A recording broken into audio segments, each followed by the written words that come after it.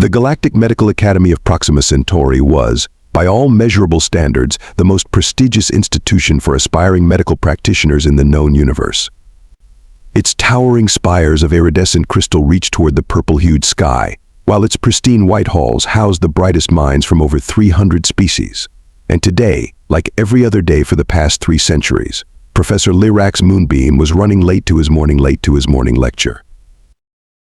By the 7 moons of Jupiter, Professor Moonbeam exclaimed, his 4 arms juggling multiple holopads while his secondary eyes scanned the corridor for any signs of his students. His silvery skin sparkled under the artificial lighting as he rushed through the halls, leaving a trail of startled maintenance droids in his wake. Why do they keep scheduling these faculty meetings during peak teaching hours? The professor's antennae twitched in annoyance as he rounded the corner, nearly colliding with a floating medical cart. The cart, clearly more intelligent than its basic programming suggested, made an indignant beeping sound and swerved away dramatically. "Oh, do shut up," Moonbeam muttered at the cart. "We both know your collision avoidance systems are better than that display of theatrics." The lecture hall doors loomed ahead, their sensors detecting his approach and sliding open with a soft whoosh. Inside, 35 students from 22 different species sat in perfectly arranged semicircular rows, their attention immediately focusing on their fashionably late instructor. "Good morning, class," Professor Moonbeam announced, his voice shifting to the formal teaching tone he'd perfected over his 60 years of instruction. "Today we'll be continuing our discussion on the fascinating subject of cellular regeneration in carbon-based life forms, with a special focus on why are you all looking at me like that?" The students, a colorful assembly of beings ranging from the gaseous nebulons to the crystalline prismarians, were indeed staring at him with various expressions of amusement. A young Mercurian student, their mercury-like form rippling with barely contained laughter, raised an appendage. "Professor," the student gurgled, "your ceremonial teaching robe is on inside out, and you're still wearing your sleep antennae covers." Moonbeam's primary eyes widened while his secondary ones crossed in embarrassment. A quick glance down confirmed that yes, the intricate patterns of his traditional academic robe were indeed facing inward, and a tentative touch to his antennae revealed the sparkly pink covers he used to keep them from tangling during sleep. "Well," he coughed, straightening his posture and pretending this was all entirely intentional, "I'm glad to see everyone's observational skills are improving. This was, of course, a test of your diagnostic abilities. Very good indeed." The class erupted in good-natured laughter, a cacophony of sounds ranging from high-pitched trills to subsonic rumbles. Professor Moonbeam allowed himself a small smile as he began organizing his holopads on the lectern.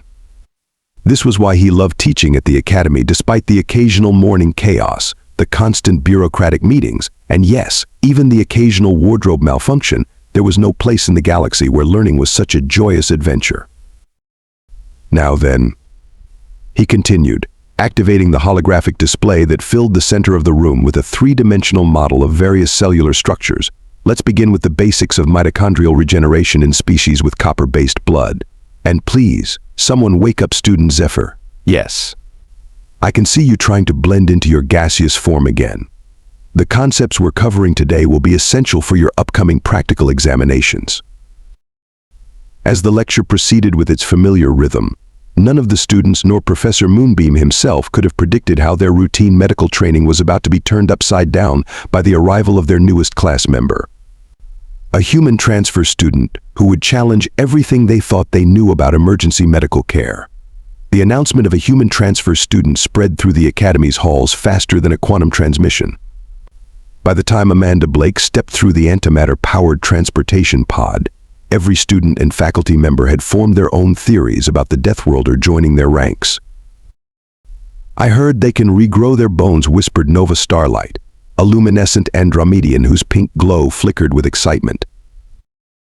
"Don't be ridiculous," scoffed Pulse, a Mercurian student whose liquid metal form rippled with skepticism.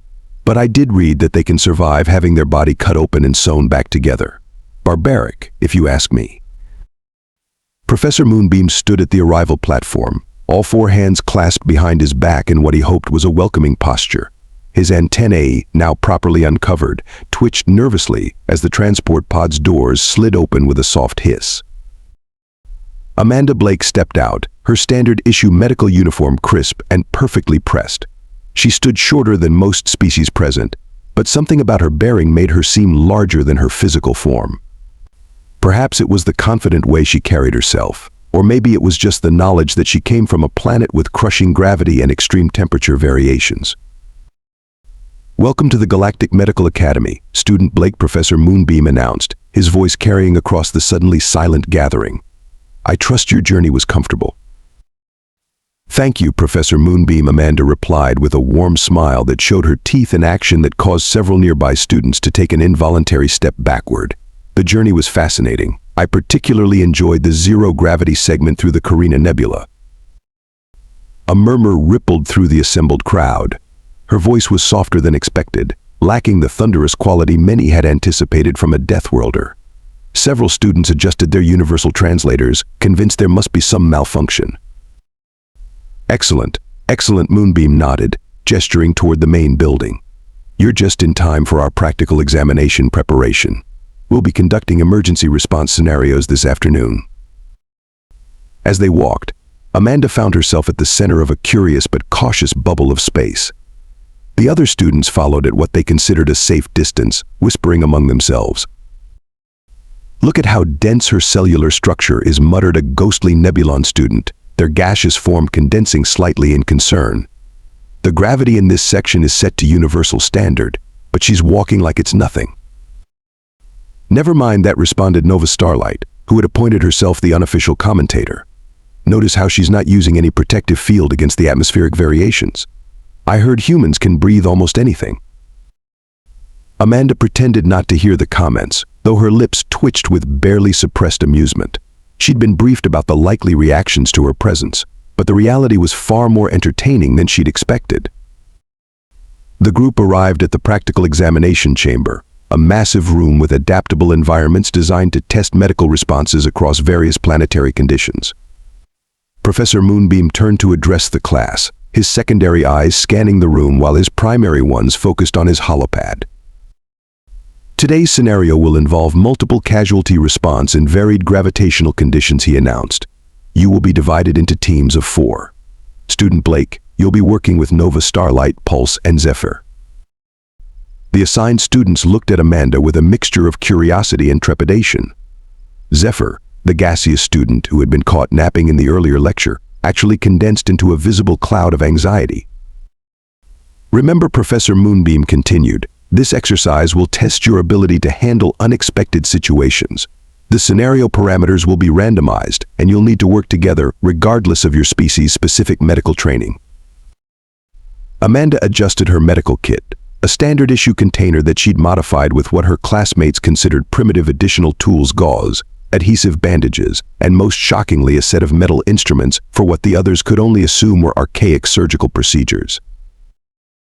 "Is all that really necessary?" Pulse asked, their mercury-like form reflecting Amanda's image in rippling waves. "We have nano-regenerators and quantum healing matrices." "Sometimes the old ways are the best ways," Amanda replied with another tooth-bearing smile. "Especially when the power goes out." Nova Starlight's glow dimmed slightly at the implication, while Zephyr condensed even further into what could only be described as a worried wisp. As the examination chamber's environmental controls began their startup sequence, Professor Moonbeam watched the human student with growing interest. Something told him this practical examination was going to be far more educational than anyone had anticipated, though perhaps not in the way his students expected. "Beginning scenario generation," announced the chamber's AI, "preparing for multiple casualty incident in variable gravity conditions. Environmental hazards will be randomized. Teams, please take your positions." Amanda stepped forward with her team, her boots making solid contact with the floor while her teammates either flowed, or wafted into position. The chamber's lights dimmed, and the simulation began to take shape around them. None of them realized they were about to witness firsthand why humans had earned their reputation as the galaxy's most adaptable medics. The simulation chamber's anti-gravity generators weren't supposed to malfunction. They especially weren't supposed to malfunction during routine maintenance, and they absolutely weren't supposed to malfunction while 3 maintenance workers were replacing the backup power coupling. But that's exactly what happened. The first warning was a subtle vibration in the floor plates. Professor Moonbeam's antennae detected it before anyone else, causing him to pause mid-sentence during his briefing. "That's not right," he muttered, all four eyes widening in alarm. Then everything went sideways literally. The gravity generators surged, creating a cascading wave of gravitational distortions throughout the chamber. Students were thrown in every direction as localized gravity fields fluctuated wildly between 0 and 3 times standard gravity. "Emergency protocols," Professor Moonbeam shouted, trying to activate his personal gravity stabilizer. The device sparked and died, leaving him tumbling through the air, along with his students. Nova Starlight slammed into a wall, her luminescent form flickering dangerously dim. Pulse, caught in a high-gravity pocket, was literally being pulled apart, their mercury-like form stretching and threatening to separate. Zephyr had it worst of all. The changing gravity fields were compressing and expanding their gaseous form so rapidly that they were starting to ionize. The maintenance workers weren't faring any better. 2 Centaurian technicians were pinned to the ceiling by an intense gravity field, their exoskeletons cracking under the pressure. The third worker, a Solarian energy being, was being torn apart by the conflicting gravitational forces. "Medical emergency in Simulation Chamber 3, the Academy's AI announced, its usually calm voice carrying an urgent undertone. "All medical staff report. Warning: gravitational anomalies detected. Standard emergency protocols may be compromised." Panic erupted among the medical staff gathering outside the chamber. Their standard equipment wasn't designed to function in such chaotic gravitational conditions, and no one wanted to risk entering the chamber only to become another casualty.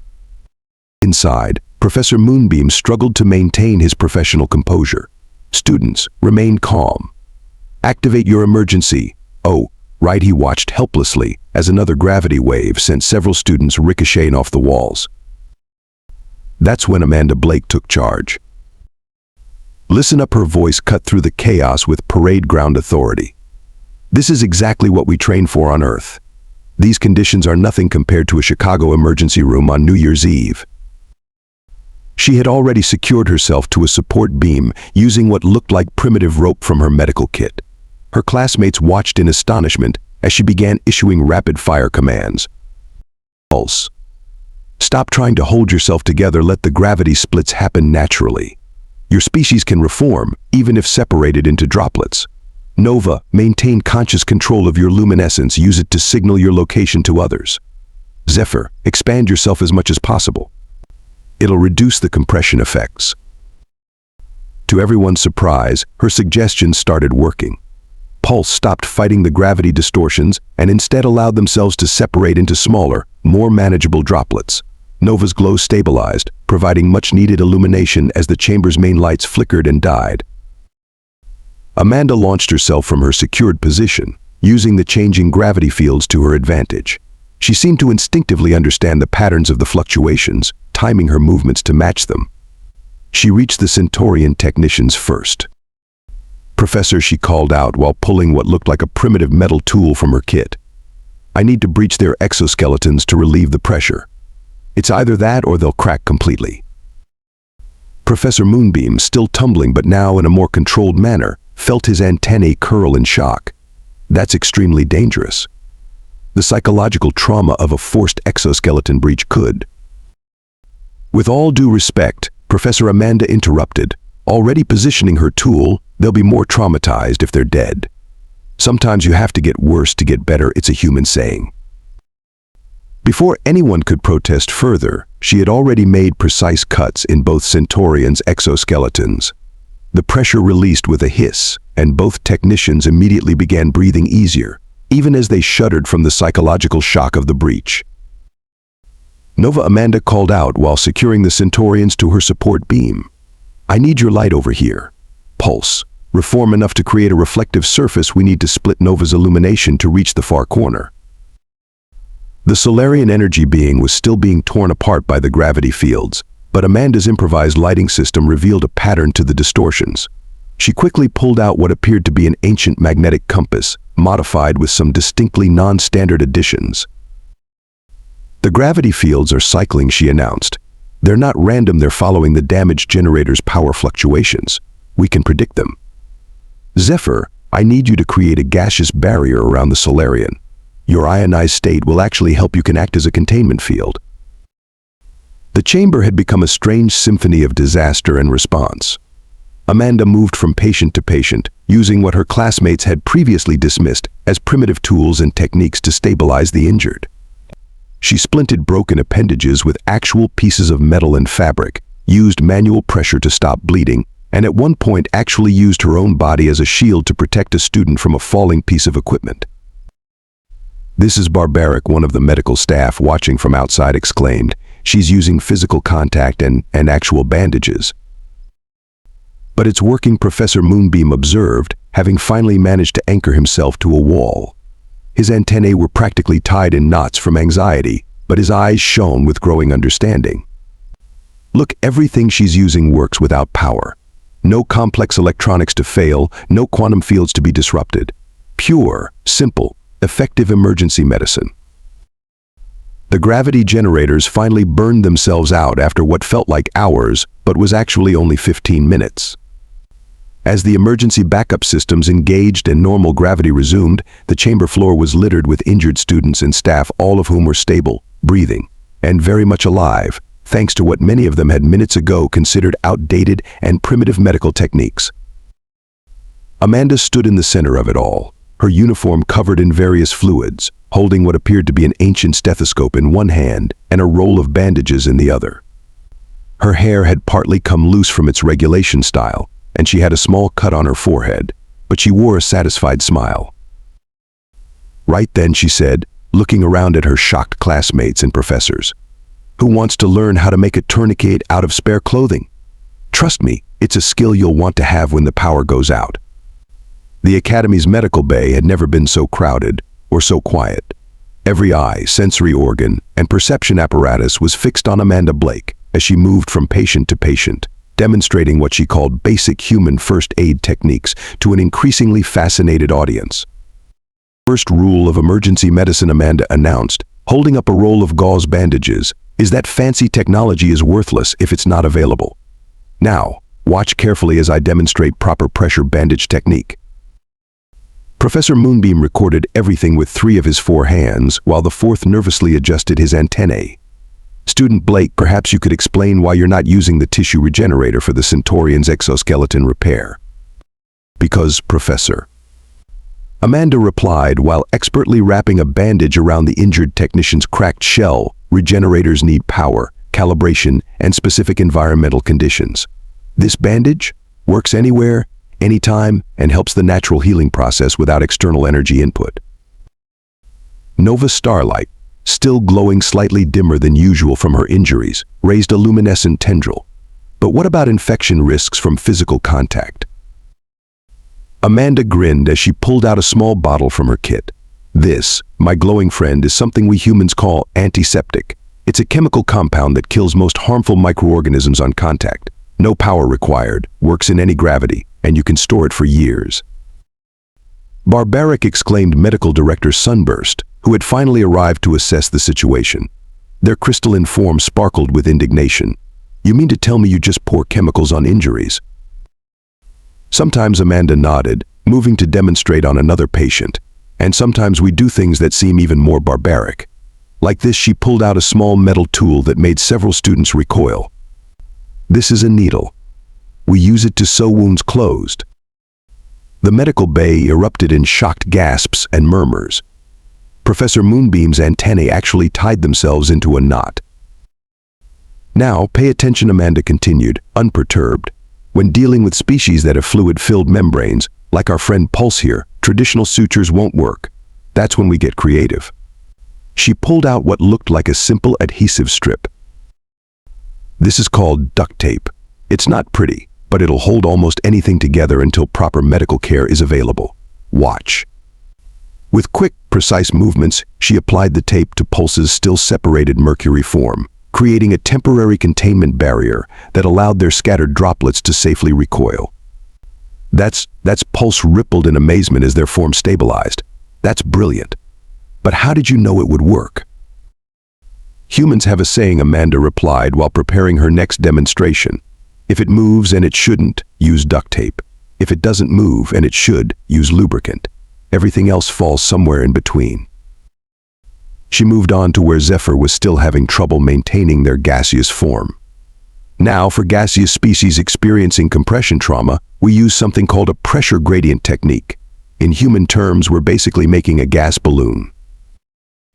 The assembled medical staff watched in fascination as Amanda used a combination of simple materials to create a flexible containment sphere that allowed Zephyr to expand and contract safely while their form stabilized.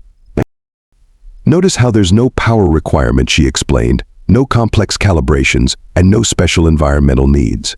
Just basic physical principles applied with an understanding of xenobiology. Director Sunburst floated closer, their crystalline skepticism visibly wavering. But what about pain management? Surely you're not suggesting we abandon our neural suppressors and consciousness modulators. Amanda reached into her kit and pulled out a small white bottle. These are called analgesics. They're chemical compounds that interact with pain reception centers. Again, no power needed, works in any environment, and she grinned. They come in flavors. The next hour turned into an impromptu lecture on human first aid techniques. Amanda demonstrated everything from simple splints and slings to more complex procedures like pressure point control and field-expedient environmental protection. The key, she explained while showing how to create an emergency pressure seal using common materials, is understanding that medicine doesn't have to be complicated to be effective. Humans learned this through thousands of years of treating injuries without advanced technology. She pulled out a simple stethoscope and passed it around. This tool, completely mechanical, uses basic sound conduction principles to amplify internal noises. Can't be hacked, doesn't need charging, and works on almost any solid or liquid-based life form. The students passed the stethoscope around with a mix of horror and fascination. Nova Starlight actually managed to use it to detect a harmonic imbalance in their own luminescence pattern. But what about sterilization? Asked a particularly concerned faculty member. Surely these physical tools carry contamination risks. Amanda pulled out yet another bottle. Alcohol. Nature's sterilization solution. Been using it for thousands of years. Works on tools, works on wounds, and in dire emergencies, she winked, works on the medical staff's nerves too. Professor Moonbeam, who had been frantically taking notes, suddenly perked up. Student Blake, are you suggesting that human medical practitioners consume chemical substances during emergency procedures? Only in the most extreme circumstances, Amanda laughed. Though you'd be surprised how many earth surgical techniques were discovered after someone had a few drinks and said, "Hold my beer, watch this." The medical bay fell silent again, trying to process this information. Then Pulse, still partially held together by duct tape, began to ripple with laughter. The sound spread until even Director Sunburst was vibrating with crystalline amusement. "There's one more thing," Amanda said, her voice turning serious. "The most important human first aid technique isn't about bandages or tools or even knowledge. It's about this." She placed a hand over her heart. "We call it bedside manner. Sometimes the most powerful medicine is letting your patient know they're not alone." She demonstrated by kneeling next to one of the injured Centaurian technicians, who was still shaking from the psychological trauma of their exoskeleton breach. Amanda spoke softly, maintained gentle contact, and within minutes, the technician's trembling had noticeably decreased. That, Professor Moonbeam whispered, his antennae finally unknotting themselves, might be the most shocking technique of all. Direct physical contact as a healing mechanism. Extraordinary. As the day progressed, Amanda continued to share more human medical techniques, each one seemingly more primitive yet undeniably effective than the last. The Academy's medical staff found themselves taking notes on things like chest compressions, rescue breathing, and the proper application of something Amanda called a bear hug maneuver for choking victims. "Remember," she concluded, packing away her various tools and supplies, "technology is wonderful when it works. But the best medical practitioners are prepared for when it doesn't. Sometimes the difference between life and death isn't a fancy machine or a quantum procedure. Sometimes it's just a piece of cloth, a stick for a splint, and the determination to keep your patient alive, no matter what." The Academy's monthly medical review board meeting was unusually crowded. Director Sunburst's crystalline form glittered with barely contained excitement as they presented the recovery statistics from what was now being called the gravity incident. The numbers are, quite frankly, unprecedented, they announced, projecting a holographic chart into the center of the room. Every single patient treated with student Blake's human first aid techniques showed remarkable recovery rates. The Centaurian technicians' exoskeletons have regenerated with zero complications. Even more impressive, they show no psychological trauma from the emergency breach procedure. Professor Moonbeam stepped forward, all four hands clutching various data pads. His antennae, now decorated with small medical crosses, a fashion trend started by Amanda, twitched with scholarly enthusiasm. Observe the recovery rate of student pulse, he said, highlighting a particular data set. The temporary duct tape containment not only prevented further mercury dispersion, but actually accelerated their natural reformation process. We believe the adhesive properties created a sort of, what did student Blake call it? Ah yes, a bounce house effect.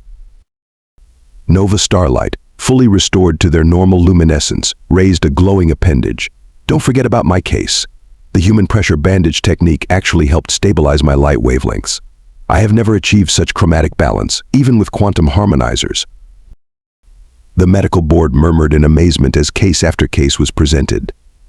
Zephyr, now fully in control of their gaseous form, demonstrated how they could use Amanda's balloon technique to regulate their own density. But what truly fascinates me, Professor Moonbeam continued, pulling up another holographic display, is the psychological impact of these human techniques. The physical contact element, which we previously considered primitive and potentially dangerous, shows remarkable therapeutic benefits. You mean the hugging someone called from the back of the room? Precisely. Professor Moonbeam's antennae wiggled with excitement. The application of pressure through direct physical contact releases natural calming compounds in many species. It's so simple, yet we never considered it because of our reliance on non-contact treatments. Director Sunburst floated to the center of the room, their crystalline surface refracting light in patterns that indicated deep thought. The implications go beyond emergency medicine. Student Blake's emphasis on what she calls backup plans has exposed a critical vulnerability in our medical protocols. We have become so dependent on advanced technology that we've forgotten the fundamentals. Speaking of fundamentals, Professor Moonbeam interjected, I've been studying this remarkable human invention called the tourniquet. Did you know it can be applied underwater, in zero gravity, or even in caustic atmospheres, and it never needs a software update? The room erupted in laughter, but it was thoughtful laughter. The kind that accompanies a profound realization. I've started carrying bandages, admitted a senior surgeon, their tentacles wrapping around a small medical kit that looked suspiciously like Amanda's. Last week, when the neural regenerator malfunctioned, I actually used them. The patient's recovery time was nearly identical to our standard procedures. Professor Moonbeam nodded enthusiastically. Yes. And have you all tried the stethoscope? Amazing device. No batteries, no calibration, and it works on almost every solid or liquid-based life form. I've started using it in my preliminary examinations. The students find it quite exciting, especially when I let them listen to their own circulatory systems. But surely, interrupted a conservative board member, their holographic form flickering with concern, we're not suggesting we abandon our advanced medical technology. Not at all, Director Sunburst chimed in, their crystal facets sparkling. We're suggesting we expand our definition of medical technology. After all, what is a bandage but a low-tech force field? What is a splint but a mechanical tissue stabilizer? The discussion continued for hours, with various medical professionals sharing their experiences and insights. Many had already begun incorporating human first aid techniques into their regular practices, often with surprising results. The most remarkable aspect, Professor Moonbeam concluded, displaying one final holographic chart, is the accessibility of these techniques. We've already started training non-medical staff in basic human first aid. Last week, a cafeteria worker successfully treated a minor plasma burn using nothing but cool water and something student Blake calls an ice pack. Director Sunburst's crystalline form pulsed with approval, which brings us to our final point. The board has unanimously decided to create a new required course, Emergency Medicine: The Human Approach, and we want student Blake to help design the curriculum. The announcement was met with enthusiastic approval. Even the conservative board members had to admit that the evidence was overwhelming. Human medical techniques, while seemingly primitive, had proven themselves to be reliable, effective, and most importantly, universally applicable.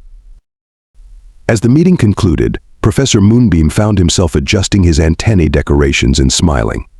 He remembered his initial shock at Amanda's methods, how he'd thought her tools barbaric and her techniques primitive. Now he couldn't imagine practicing medicine without considering the human approach. Perhaps he mused to himself, picking up a stethoscope from his desk. There's something to be said for keeping things simple. After all, you can't hack a bandage, and you don't need to reboot a splint. The sound of laughter drew his attention to the hallway, where Amanda was demonstrating proper bandaging technique to a group of fascinated students. Her hands moved with practiced efficiency as she wrapped a bandage around Nova Starlight's luminescent form, all while telling a story about something called an emergency room and why human doctors learn to sleep standing up. Professor Moonbeam's antennae twitched with amusement. The galaxy's medical community had just received a powerful reminder sometimes the most effective solutions are the ones that have stood the test of time, regardless of how primitive they might appear at first glance. 6 months after the gravity incident, the Galactic Medical Academy unveiled its new Emergency Response Training Center. The naming ceremony drew medical professionals from across 3 spiral arms of the galaxy, all eager to see the facility dedicated to what was now being called the Blake Protocol. Amanda stood beside Professor Moonbeam, trying not to laugh as she watched him adjust his antennae decorations for the 10th time. He'd added small red crosses to the medical symbols, claiming they made him look more professionally human.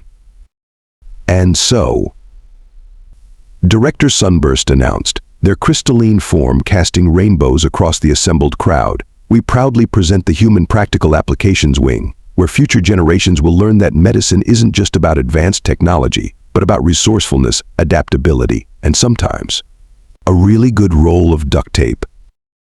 The crowd chuckled, many of them now carrying their own emergency kits modeled after Amanda's. Even the most traditional practitioners had come to appreciate the value of what they once dismissed as primitive techniques. Student Blake Professor Moonbeam turned to Amanda, all 4 hands clasped formally, or should I say, Assistant Professor Blake, would you care to demonstrate the new training facility's features? Amanda stepped forward, pulling a fresh roll of bandages from her pocket. Remember everyone, today's lesson is simple. The best medical technology is the one that works when you need it. Now, who wants to learn how to make an emergency pressure suit out of everyday materials? As the crowd eagerly followed her into the facility, Professor Moonbeam's antennae twitched with pride. The academy had changed, and for the better. They'd learned that sometimes the most advanced solution wasn't the best one, and that humans, for all their seeming primitiveness, had mastered the art of working with what they had. You know, he mused to Director Sunburst as they watched Amanda teach, perhaps we should call humans resourceful worlders instead of Deathworlders. Why is that? The director's crystal surface sparkled with curiosity. Because Professor Moonbeam replied, absently adjusting his antennae decorations one final time, they don't just survive adversity, they turn it into an opportunity to innovate. And sometimes the simplest innovations are the most brilliant of all. Inside the training center, Amanda's voice rang out clear and confident. Rule number 1 of emergency medicine: the galaxy is unpredictable, but human ingenuity is universal. Now, who needs a bandage?